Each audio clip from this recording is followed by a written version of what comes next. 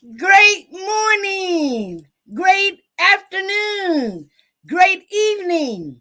How about a great day? This is the day that we should be glad and rejoice in it. Why? Because our Creator chose you, me, to be together at this present moment.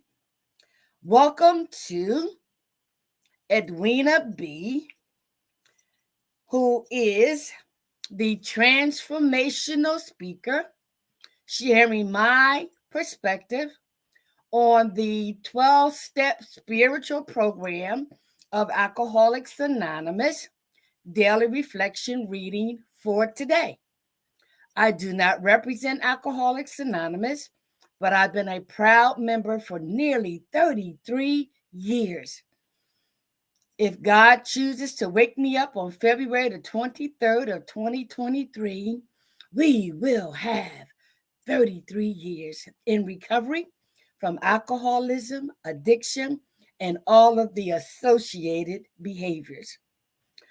I also will be incorporating the 5 agreements by the Ruiz family, as well as the transformational teachings by Dr. Sonja of P3 University. With the 3 of those spiritual tools, knowledge and wisdom, I'm on fire. And so, as a result of being prepared to sit before you at this moment, I want to invite you to my upcoming Zoom presentation as I share my experience, my strength, my hope, my wisdom, my perspective of incorporating all those 3 spiritual tools on February the 23rd, the actual day of my anniversary. My goal is to have 333 participants who are willing to contribute $33 that will be donated to programs that helped people like me, rehabs, transitional houses, detoxification programs, right? And as a result, you will get to hear from the horse's mouth what my journey was like over these past 33 years in becoming transparent and authentic. Why? Because of humility. I was humiliated on February the 22nd of 1990 after a 14-year severe addiction. On that particular morning, 3 o'clock in the morning, I was getting high and doing all kinds of things with my own stepson. Him and I were both in our addiction and at the age of 34. As the morning began to conclude and things were all done and said, I asked him to drive me home to his father, who was a John that married me as a prostitute. Yes, that's why you need to join me on February the 23rd to hear the whole story. But while underneath that parked car, I placed myself there to keep him from harming me as a result of a flashback from my past when I was afraid or didn't want nobody to find me or harm me. As I ran for my life and saw the slew of cars, I said, if I just get underneath that parked car, he won't be able to get to me. There lie my knee bowing experience, the humiliating experience of being underneath a parked car. Yes, my life flashed before me. Edwina, what's wrong with you? 34 years old. You were voted the one to succeed. You were the class vice president. You were even the co-captain of the cheerleader team. You had ambitions of being a model, an actress, a phys ed teacher. Edwina, what's wrong with you? The addiction process included suicide attempts, rapes, beat ups, setting people up, getting set up. My family ashamed of me. My children don't know who I am. And the self loathing I had for myself was indescribable. I am letting you know that it was at that second that I cried out to a God that I did not know personally, heard about, that he was a punishing God. But at that moment, I cried out, whoever they say you are, take me out this life now or show me a better way. So I am sharing with you my experience, my strength, my hope, my perspective, my wisdom of my journey. And it will be on February the 23rd through a Zoom presentation. And I hope at least 333 people will attend. And also to contribute just $33 to help programs that help me. I don't need the money. I'm rich. I'm rich. I am rich. Spiritually, I am rich. But I know what it means to struggle. I know what it means to not have. I know what it means for the resources not to be available. And so we know that 12-step programs aren't to be paid for. The Ruiz 5 agreements is a program that you invest in your own life, right? Dr. Sonja Transformational Teachings from P3 University is another vehicle we use to invest in our lives so that we can become that change agent, the light of the world for others to ask us, how did we do it? How did we do it? So stay tuned for more information of my upcoming Zoom presentation. Now, what I want to do is share with you the topic for today, right? And it is February the 7th, perspective of AA Daily Reflections reading, A Pathway to Faith, incorporating the 5 agreements by the Ruiz family and the transformational teachings by Dr. Sonja of P3 University. And I don't represent any of them, but I represent the God who I didn't know, who met me underneath a parked car 3 o'clock in the morning on February the 22nd of 1990, who prepared me to be sitting before you this very moment. That's who I represent. Many of you know I believe in authenticity and transparency. So today I am presenting to you my professional look. Because if you come to one of my speaking engagements or coaching opportunities or as a consultant, I will show you what transparency and authenticity really, really means. Okay? So let's dive into the reading for today that will never come again, entitled A Pathway to Faith from the 12 Spiritual Principles of Alcoholics Anonymous, incorporating the 5 agreements by the Ruiz family and the transformational teachings by Dr. Sonja of P3 University. Open up your spiritual ears, open up your spiritual eyes to obtain the spiritual message. Let's go. Y'all know I like diving in. All right, so the first thing we want to do, right, is bring forth what the reading is today.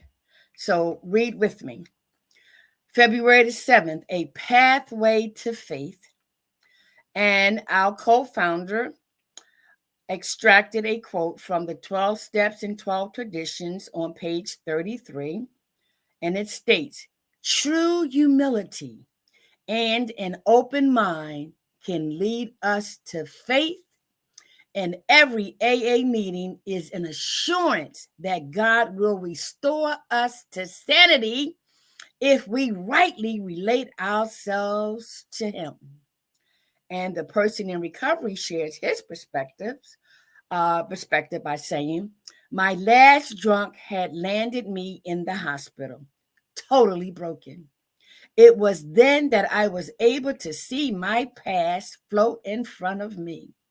I realized that through drinking, I had lived every nightmare I had ever had. My own self will and obsession to drink had driven me into a dark pit of hallucinations, blackouts, and despair. Finally beaten, I asked for God's help. His presence told me to believe. My obsession for alcohol was taken away, and my paranoia has since been lifted. I am no longer afraid. I know my life is healthy and sane." Woo, woo, woo. A pathway to faith. Many of you know that I always like to refer to something in my past as a result of doing the fourth step inventory of the 12 spiritual principles that says we made a searching and fearless more inventory, right? Mm-hmm. A fearless and thorough moral inventory, right? And as a result of doing that, I found in my past how faith is not new to me. Faith is not new to you. Because of the Ruiz family and their description of how we were all programmed through domestication, that our belief system has been flawed from the beginning, which helps me to understand a lot better. Edwina, there's nothing wrong with you. You just need to know what happened to you. So, as a result of learning that, I know that I have had faith in some things. Point in case, I had faith that I don't care what you call it, I don't know if it's faith in or not. I took for granted that I would wake up every morning. I had faith that my mom was downstairs cooking grits, scrapple, and eggs. I had faith that I was going to eat. I had faith that I was going to have a brown bag for my lunch to take to school. I had faith that I was going to walk with my brothers and sisters to school. I had faith. Mm-hmm. I even had faith in my addiction. I had faith that the drug dealer was going to give me crack and not drywall. I had faith that the bartender would give me real liquor and not watered down liquor. I had faith that the John or the trick that I was prostituting with was going to pay me my money. I had faith. So faith is not new to me. So if you need to refer back to something to help you recognize that you've had faith of some sort, fashion, or example, then you can identify with what I'm saying. So a pathway to faith. So underneath that parked car, I did had faith that the God that I didn't know was going to choose for me what he desired for me, even though I didn't know him personally. But I believe that in each and every one of God's creation, there is a measure of faith. So let's get into the reading. One more One more time, and let's take it step by step, word by word. True humility and an open mind can lead us to faith. I just gave you some example, but the two words, humility, true humility can lead us, can lead us, right? Can lead us, right, to faith. But it also says an open mind. What do you mean by open mind? Mm-hmm. How many of us think that it's our way or the highway? How many of us feel that we are always right and everybody is always wrong? How many of us think that everybody should think the way that we think? Those are examples of being closed minded. Becoming open minded is the opposite of being ready and able to receive additional information that may prove that our perspective, our decision, our attitude was wrong. I often hear in recovery, they said, Edwina, since you think you know everything, let me ask you this question. If you was just missing one piece of the puzzle, one piece of the information, one piece of the scenario, one piece of the truth, is there a possibility you could be wrong? Yes. So, true humility and an open mind can lead us to faith. Okay? We're going to dive into some more. All right? So, it says here, in every AA meeting is an assurance that God will restore us to sanity. Let me stop there, right? It says here, and every AA meeting is an assurance that God will restore us to sanity. Now, people come in who are atheists, agnostics, right? Non-believers, former believers, okay? And so it says in Alcoholics Anonymous meetings, there is an assurance beyond a shadow of a doubt, right? Beyond a shadow of a doubt, right? That God of our understanding will restore us to sanity. And the first thing that most of us say, oh, you think I'm crazy? You think I'm crazy? Closed-mindedness makes us think that way. But if we are open-minded, we will look up the word, restore us to sanity. Sanity only means soundness of mind. That's it. So in every AA meeting, there is an assurance that God, using people, using the literature, using any and everything that's available to assure us that we can be restored to soundness of mind. And doing that fourth step, when we learn about ourselves and what happened to us, and utilizing these principles to help us examine, evaluate, change the perspective, change the narrative to gain more understanding and a different and new perspective. The only place you're going to hear that, to the degree of honesty, open-mindedness, and willingness, is in AA meetings. I'm telling you, I'm a prime example, right? So it's an assurance that God will restore us to sanity, soundness of mind, so that we will not give anything or anybody that much power ever again to make us go back to drinking. And that's one of the agreements by the Ruiz family. The first one is be impeccable with your word. That means don't sin against yourself and practice not sinning against others. Prime example, I don't know what this recovery is all about, but I know what my past is about, and I will not go back.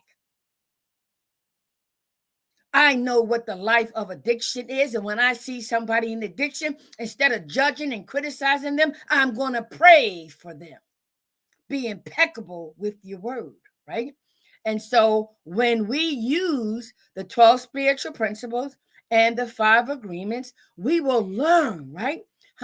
In these meetings, how the second agreement, it says, don't take anything personally, right? And so let's see what and how we can incorporate that in the next saying. It says, restores to sanity if we rightly relate ourselves to him. Rightly relate ourselves to him. How many of us believed, thought, even tried to exert power to stop drinking? Okay, you tried. But the end result is always the same. You can't. You don't have the power, right?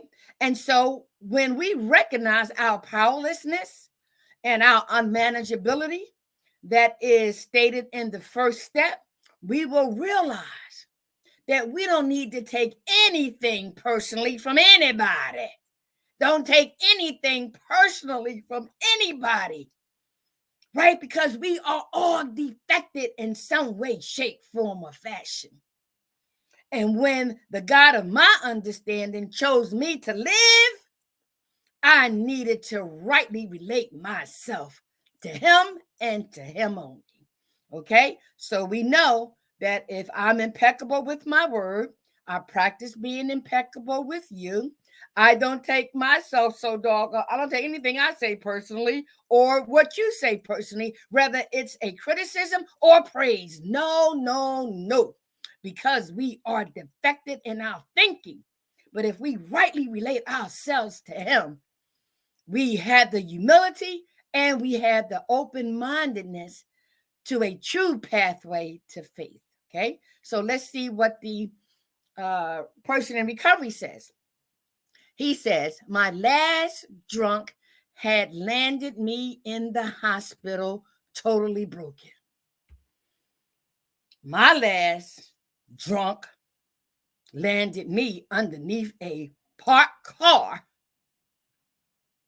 totally and spiritually bankrupt and included every aspect of my being. I can relate to that, being totally broken. Can you recall at one point in time where you were totally broken? Replay that tape and ask yourself what happened next. Okay, so let's go here and see what he says. It was then that I was able to see my past float in front of me. It was then, at your most vulnerable moment, at your most humiliating experience, right? That's when you can see. That's when you can see. Like I said, how did I get here underneath this parked car? At that moment, how did I get underneath that parked car? At his moment, how did he get in that hospital totally broken? At that moment. Ask yourself, at that moment, what was revealed to you? Okay. Then he goes on to say, I realized that through drinking, I had lived every nightmare I had ever had. Woo! I realized, meaning I was brought to a level of awareness that we could no longer deny. I realized what the culprit was of an outside substance that I used to deal with inner issues. I realized that drinking and drugging and the whole entire lifestyle, I lived every nightmare I had ever had. That's why I said, as a prostitute, I committed murder. I had an abortion because I was afraid and embarrassed about what the world would say about me. Huh? Now that's something in it, right? Okay. And so you would have to ask yourself, right? Being impeccable with your word, not taking anything personally, and not making assumptions. I made an assumption then that God will never, ever, ever, ever love me or forgive me for taking life. Yes. That was a nightmare among many others, but that was the nightmare. And I said then that any and everything that happened to me as a result of me doing that, I deserved. Okay? But God had other plans, right? I didn't know. Right? So let's continue to see what he needs to say, right? He says here, right? My own self-will and obsession to drink had driven me into a dark pit of hallucinations, blackouts, and despair. You hear that? My own self-will. Where has your self-will taken you over the years? Where is it still taking you? Where have you landed as a result of your self-will? My self-will landed me underneath that parked car nearly 33 years ago, 3 o'clock in the morning. My self-will. I know me. I'm all that, the chips, the dip, and the can it came in. As my pastor, Dr. Christopher Allen Bullock would say, my self-will. And as a result of my self-will, I got everything I was supposed to get. All right. So let's see. I ain't got but a couple more minutes, y'all. He goes on to say, finally beaten, I asked for God's help. I'm not going to cry. Finally beaten. That's what it takes. That's what it's going to take. When we come to the realization, the awareness that we are beaten. We was beaten. We will be beaten. Yes. That, I believe, is designed that way for us to have that knee-bowing experience that will force us to cry out, help me, help me, help me. That was mine. What is yours? Okay. And it says, finally beaten, I asked for God's help. His presence told me to believe. Now, what it was for me was when I hollered out for him to take me out this life now or show me a better way. He did not zap me out. He allowed me to live. His presence was evident right there, that moment for me. I was chosen to live. Don't know why, but he put me on a pathway to recovery, and I haven't looked back since. And when I do, I only go back to help somebody else. Okay? So, he also says, my obsession for alcohol was taken away and my paranoia has since been lifted.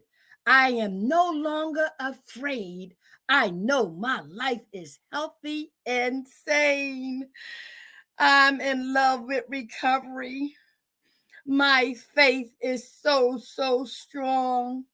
In my almost 33 years, God has shown me so many beautiful, awesome things, both good and challenging, Because Donald Lawrence says we are not a natural being having a spiritual experience. No, we are spiritual beings living and walking this natural experience here on this earthly journey. A pathway to faith has been for me the 12 spiritual principles, now including the 5 agreements by the Ruiz family, and most recently, the transformational teachings by Dr. Sonja of P3 University. So I'm going to stop there, and I want to share with you how I was able to obtain the pathway to faith, with humility being my foundation that led me to transparency and authenticity. I hope you join me on February the 23rd of 2023 through a Zoom presentation. Humility is the key to all the spiritual principles. Be blessed.